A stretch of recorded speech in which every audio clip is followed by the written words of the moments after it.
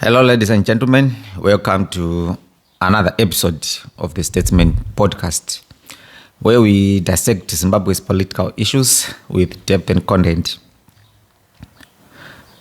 Today's episode, it takes us into the life and current predicament of Walter Mzembi, once a polished diplomat, a respected figure on the international stage, and a very key player in ZANU-PF's G40 faction. Today, he sits in prison, gravely ill, denied bail, and facing charges that date back to more than a decade ago. How did a man who once represented Zimbabwe at the United Nations campaign, campaigned for the United Nations World Trade Organization leadership, end up in this position? Was he a victim of factional wars, or simply a fugitive returning to face justice? According to a senior Zimbabwe Prison Service official, the jailed former minister Walter Mzembi is seriously ill. Now, he is looking very dark according to the description. He is looking very dark, and his eyes looking pale, the official says. He also added that he is spending most of his time sleeping, and prison officers fear he could be suffering from a very serious illness. For all we know, he battled colon cancer a while before he left Zimbabwe, and he had to exit Zimbabwe to seek treatment after having been given the permission by the court because his case was already ongoing. So the officers fear that the cancer could have returned, and they say that without proper checks, nobody knows what it is. Not only proper checks, but the personnel to do the checks. The Zimbabwean health system may not be equipped with all those skills. So he is in prison for violating bail conditions. That's the main reason why. That's the reason why he's in prison. And this happened 7 years ago, and he has been denied bail by both the magistrate and the High Court of Zimbabwe. So Mzembi was arrested on 14 June 2025, just now, a few months ago, for a case that dates back to his time as a Minister of Tourism. Now, some sources, they suggest that Themba Mliswa was involved in tricking Walter Mzembi in a CIO operation involving a CIO director. Themba Mliswa has responded to these accusations, and it has been a back and forth between Themba Mliswa, who was one of the targets according to the theory, which suggests that Themba Mliswa has been working in cahoots with the CIO. So the people that have been targeted apparently is Walter Mzembi, and Sevya Kasukuwere. So after allegations have been leveled against Themba Mliswa by quite a number of people, including his ex-spouse, I must say, Mzembi issued a statement responding to the accusations by not Mzembi, Mliswa. He responded by saying, "The Mzembi issue is an unfortunate exhibition of callous politicians conveniently altering facts and pseudo-journalists crafting an alternative reality for excitable masses to imbibe on. It's a total shame to accuse me or anyone of enticing him back. This was his own idea. The facts are verifiable. There was never any CIO operation because Mzembi approached me as he wanted to return. One major reason is that he had split with Kasukuwere. For more than a year and a half, they have never spoke." And as a side note, Kasukuwere is disputing this narration by Mliswa. So Mliswa continues, "He felt unsafe, which is why he moved from SA to Zambia.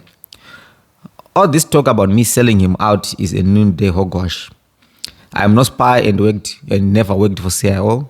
Characters like Alinaka are merely social media guns for hire, operating as securitized instruments." So Alinaka is is also a journalist based in South Africa. And the security Tyson being referred to here is Xavier Kasukuwere, for those who are not aware. Ali is working for his food and will peddle any nonsense he is fed. Instead, they should admit how Mzembi was pushed back here due to fear of Kasukuwere, as he no longer felt safe. He crafted his own idea, approached me to facilitate engagements with the relevant powers, which I did. What part of those actions constitute enticing him back? I have always advocated for the return of everyone in exile, for both times involving Mzembi and Kasukuwere in 2018. When approached, I simply spoke with the powers that be and facilitated engagements between the parties. Whatever else they agreed or didn't, I was never part of. Accusations of betrayal or outright fabrications by individuals like Alinaka, who are mere marionettes in this charade. Mzembi is not a victim of anything I did, but of that which compelled him to flee from SA. Whatever agreements they spoke about back here, I was never part of. Accusations of betrayal or outright fabrications by individuals like Alinaka, who are mere marionettes in this charade. Okay, I've read this. Any serious journalist should investigate those angles instead of peddling cheap lies, making a spy of me. I have never worked with CIO. Unless we cultivate a critical mindset, we will be perpetually ensnared by manufactured narratives by people with ulterior agendas. Now they are abusing Susan, using it to advance their narrative. Susan is a well-known mental issue, which respectively I won't get into, as she is mother to my son. Stop abusing her condition for your agendas, please. And as a side comment also, Susan is also came out to comment on the submission by Mliswa that she has mental issues, and she said, I do not have any mental issues. I am as sober-minded as a sober can get. So Melissa concluded by saying, I have always advocated for the return of everyone in exile and for the government powers to let bygones be bygones. Because of that, I always never hesitate to engage relevant authorities when someone seeks to return home. That is never selling out or enticing anyone. And quickly, Hopo Chingono responded because he was also mentioned. So there was some back and forth in between, but I had to highlight this response, which is a bit detailed. So Hopo Chingono said, with also a caption of communication between Themba Mliswa, WhatsApp communication between Themba Mliswa and Hopo Chingono, where Themba was asking Hopo if they could meet. And Hopo only responded later by saying, oh, I have left Johannesburg for Addis Ababa. Are you going to be still in Johannesburg by Friday? And there was no response to that on the screenshotted message. Having said that, now this is what accompanied that screenshot. Please, dear Themba Mliswa, please don't drag me into your what Mzembi shenanigans by spreading lies about me. I never accused you of anything. I simply repeated what happened between me and you. Yet you are spreading lies. You came to Johannesburg and you looked for me. You said that I should come back home and that nothing would happen to me. However, I had already been warned by Alinaka that you were going to call me and what you were going to say. I was also told by people in the CIO to avoid you and that you were working with the CIO Director General to lure 3 people that Mnangagwa is desperate to lay his hands on. You sent me messages and called me, asking to meet me or to come to my Johannesburg home. I have attached the WhatsApp screenshots below. I told you that I couldn't see you because I was on my way to Addis Ababa. I wasn't going to Addis Ababa, Themba. I had already been warned of your alleged mission, so please do not try to rewrite history or distort facts. Ali warned Xavier Kasukuwere and Mzembi with a public tweet. So Hopo Konyoden said, I'm not a politician, Themba. I am a journalist with no interest in politics. Play these games with politicians, not with me, because at no point have I ever sought power. Privately, you have said your issues is with the Sezurus. like most people with tribal inclinations, you associate me with an ethnicity that I do not even belong to. I do not share private communications, but I have had to share your message. Your message is because you lied by linking me to issues that have nothing to do with me. I am not on any asylum seeking in any country. Temba, as you lied yesterday, don't cover up your mission by lying. So to this, Temba is also promised to respond heavily and convincingly in a way of exposing Hopio. So we are still waiting what it is. So I want to go back to the gist of this conversation, which is what Mzembi's situation. So this gives us kind of a context as to how he is in the situation that he is today. He was lured by Temba Mliso, according to this conversation and according to this theory. He was lured by Temba Mliso, who was working on behalf or in codes with the Central Intelligence Organization of Zimbabwe. And he was a target. It appears Walter was a target, and he managed to get caught in the snare that he had been trapped with. So now he is in prison. But let's talk a little bit about Walter Mzembi's situation. So Walter Mzembi was arrested in June 2025 upon returning to Zimbabwe after being enticed, after being lured back, that is. So he returned after a very 7-year absence. He had left the country in 2018 while on bail and failed to appear for his trial. His bail was revoked by a Harare magistrate and he was remanded into custody pending trial. The High Court denied him bail in August 2025 after he appealed to the High Court. The High Court simply upheld the decision that had been done by the magistrate court. And it rejected his bail application in citing the previous flight and unreliability. Charges included theft of trust property and criminal abuse of office stemming from his time back as tourism minister. So, who is Walter Mzembi? Where did he come from, and how did he come to be the man that he is today? Well, this is a man who was born on 16 March 1964 in Masvingo. He was elected into the parliament through or representing Masvingo South constituents under ZANU-PF in 2004, and that this was on a by-election.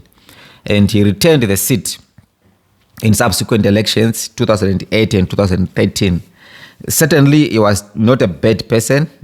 If a ZANU-PF candidate could win an election in 2008, you must have been loved by your people, because 2008 is the year that ZANU-PF for the first time had less seats than MDC Chankra, MDC than the opposition combined. So you must have been loved to have won this election in 2008, because Zimbabwe was in a very precarious situation that people didn't want anything to do with ZANU-PF. So in 2005, 2009, he was appointed the Deputy Minister of Environment and Tourism, and that was him being a junior minister. And he was promoted to the senior minister of the same ministry, 2009 to October 2017. And he was briefly appointed Minister of Foreign Affairs in Mugabe's last cabinet, but he only lasted from October to November 2017, just before the coup happened. And then in ZANU-PF, I'm sure you have heard of stories that in ZANU-PF, you have to join a faction. If you don't join a faction, you will always be at the risk of being left behind. There are no in-betweeners in ZANU-PF. So in the present moment, we know we've got the ED faction, which have a lot of people that have been described as Kanandas, and we have another faction which is aligned to the vice president. Those are the two centers of power today in ZANU-PF, and as an MP, you have to be aligned with one of the two. It's either you are Uganda, you are in the Lacoste team, or you are in the vice president's team. So what Mzembi, by the mid 2010s, let's talk about 2015, 2016, thereabout, after the destruction of Kamatoks, ZANU-PF was split between two main blocks: the Lacoste faction, aligned with Emmerson Mnangagwa, the G4 Generation 40, a younger group of politicians aligned with Grace Mugabe and the Mugabe family. And Walter Mzembi was a prominent member of the G40, often described as one of its technocrats, alongside figures like Jonathan Moyo, Sefia Kasukwere, and Patrick Joao. He worked closely with the Mugabes. His loyalty to Mugabe and alignment with Grace's rise in ZANU-PF made him very vulnerable when the military and Mnangagwa's allies pushed in to crash G40. That was in November 2017. So, like other G40 figures, Mzembi was also expelled from ZANU-PF after the 2017 coup and charged soon after. So, one may ask you, why was he targeted? And my response will be, the first and most obvious one is factional rivalries. His alignment with the Grace Mugabe and the G40 put him directly at odds with Mnangagwa's Lacoste faction, which emerged victorious after the coup. And then the second reason would be symbolic page. Prosecuting him over television and tourism funds was and is, I repeat, was and is as much about cutting off G40 as about the alleged crimes. Really, there are people today in Zimbabwe who are connected to the presidents or the presidium who are involved in massive corruption. Massive, I'm talking of multi-millions going into billions of dollars. You talk of your Tagwire. The guy is involved in deals which goes into billions. And some of the money can't even be traced. Some of the money can't even be explained. People like Huguenot Jivayo, we have spoken a lot about this guy. We know and we see what he does every day. And there is not even the taxman is prompting his offices to say, we need to check if this guy has been compliant with paying taxes. No. So we know this is nothing to do with televisions and tourism funds. It's nothing really to do with that. Because if it was anything to do with that, many people that are in office today wouldn't be there. Because they are not immune to prosecution. They can be prosecuted. Only the president is immune to prosecution. But not only those in power, but also the Shukanandas, those who are running the deals for those in power. So it is just a symbolic page, you know. So, but this Walter Mzembi guy, was he a clean person at all? I know we speak of Shukanandas today, but was he clean? Okay, maybe not. But there is a controversy. I come from Masvingo, and many people from Masvingo, they can attest to this, but it played out even in public.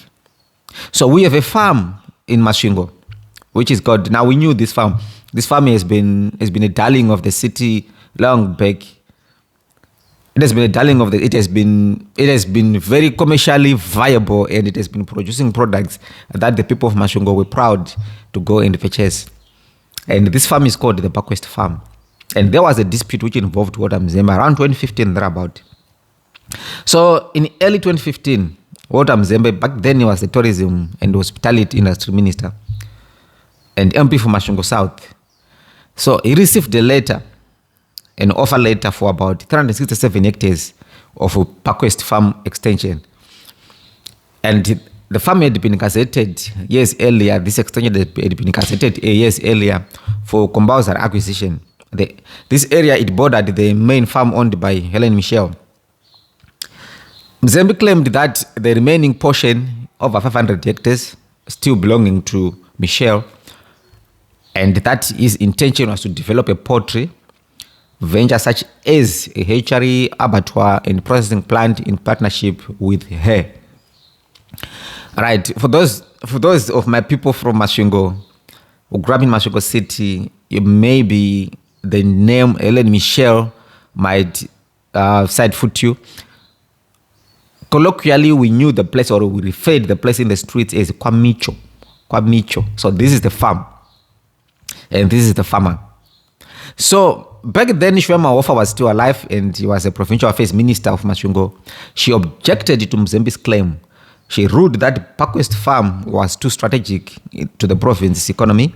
It housed the largest hatchery in the region, producing up to 100,000 chicks, day-old chicks, per week, and supplying not only Masvingo but Midlands also and Manyika land. Now, because of this, Maofa and the Provincial Lands Committee in Masvingo, they recommended withdrawing Mzembi's offer and wrote to the Minister of Lands, Douglas Mombeshora, to revoke it. The same Douglas Mombeshora who is doing a very terrible job in the Ministry of Health today. So Mzembi publicly defied the decision, asserting that the provincial committee could only recommend, not decide, and only the National Minister of Lands could revoke the offer letter. He remained the legitimate holder of the offer letter nevertheless, until it was formally withdrawn by the relevant authority. He accused Maofa of ideological bias, and this could not fly, really, because Maofa, of all the people. So he accused her of lacking ideological bias, and he even used strong language like calling her actions ideologically bankrupt, arguing she was defending a white farmer unjustly. I don't even understand why someone like Mzembi would use a race card in doing this. Honestly, you would assume that as a moderate, he is one of the people that can really live beyond the racism that has been affecting our country for the longest time. Not only our country, but the region. Even in South Africa, it has become an issue. In Namibia, it's an issue. But you would hope that an educated man, a man already with power, you can't pull a race card in an argument or in trying to put across your point to get a farm which belonged to this white farmer. So this dispute, it played out publicly as a battle over land use, political influence, and provincial officers' national authority. But Mzembi later on addressed the controversy, emphasizing that he did not own any farms under Zimbabwe's land reform, and that other claims about his land holdings were misleading.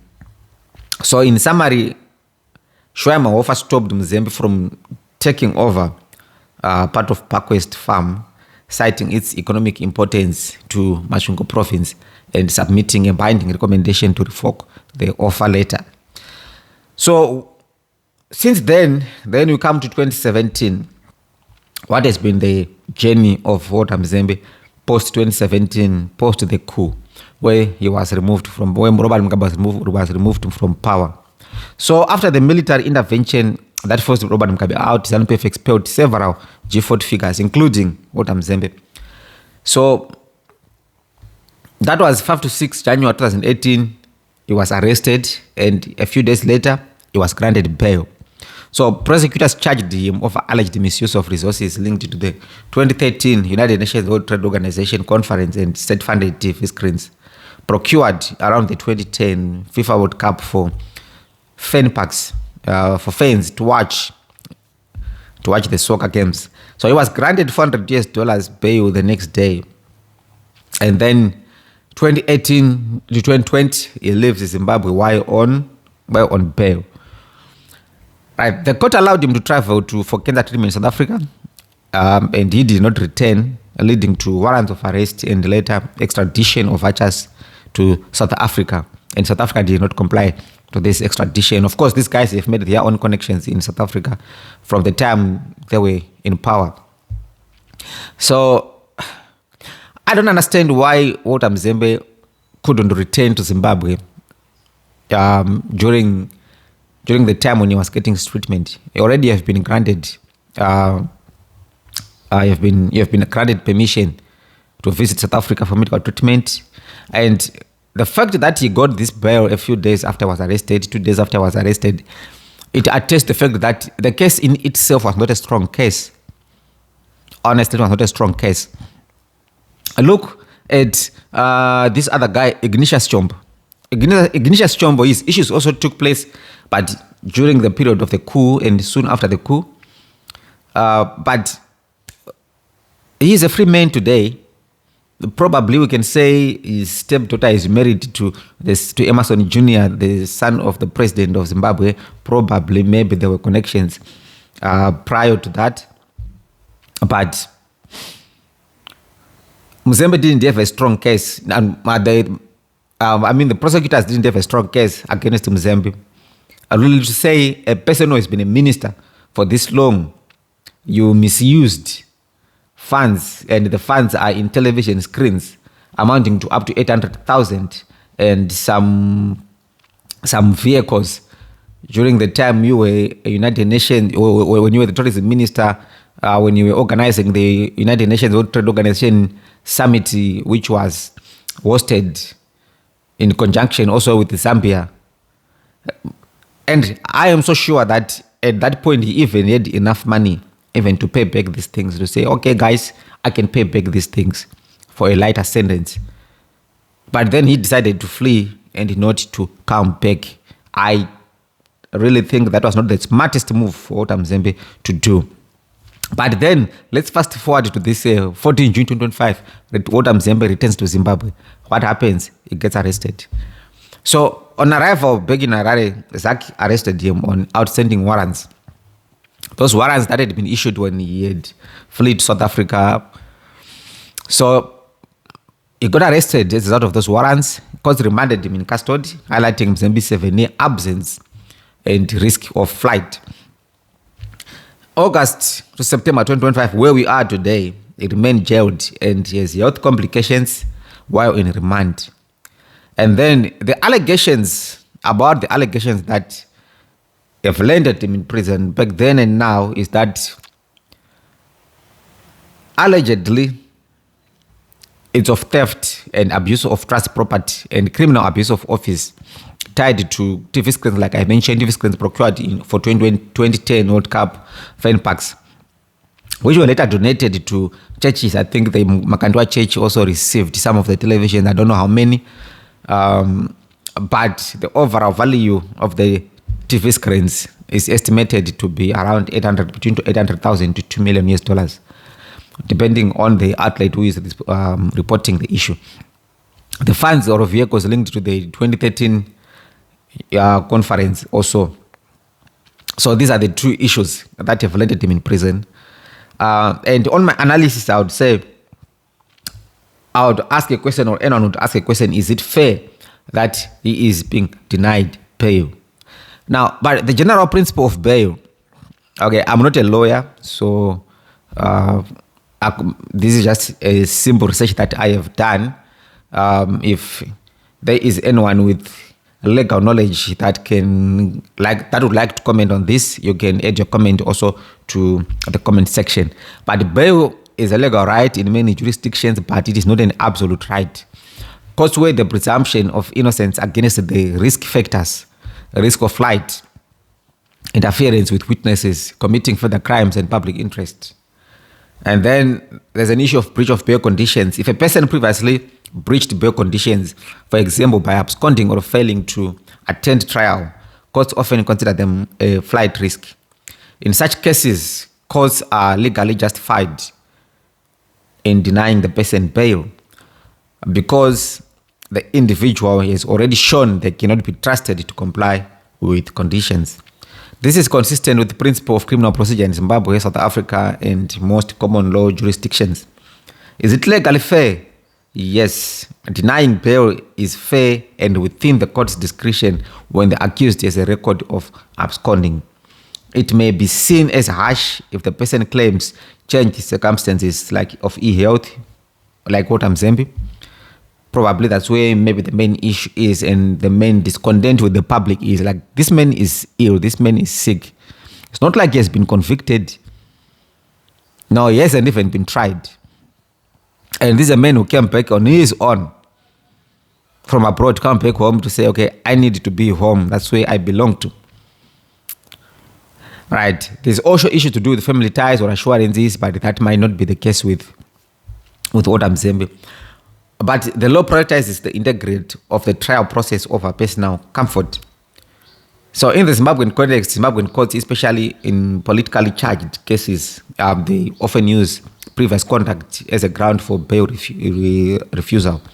And in Mzembi's case, the High Court explicitly cited his 7-year absence while on bail as the reason to deny him fresh bail, a decision that is consistent with legal norms, even if politically convenient. Now, Order Mzembi's story is more than just a personal downfall.